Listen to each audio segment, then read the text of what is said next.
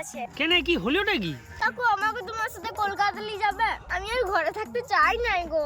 কেন ঘরে আবার কি প্রবলেম হলো? আমার মাতঙ্গিনী মাটা গেলে আমি আর লাড়বো। তোর মাতঙ্গিনী মা তোর জীবন আবার কি কেরাসিন করলো?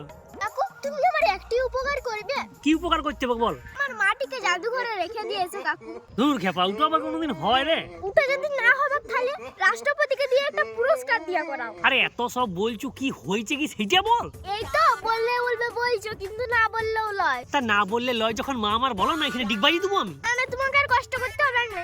বলছি শুনো, এবছর জন্মদিনে বাবা আমাকে একটা টেডি বিয়ার দিয়েছিল। আমার থেকেও বড়, 5 ফুট লম্বা। বাহ, দারুণ গিফট তো। দিয়ে কি হয়েছে? দিয়ে আর কি, ওটা দিয়ে আমি সারা দিন খেলতাম, এমনকি রাতের বেলা খাটে নিয়ে শুইতামও।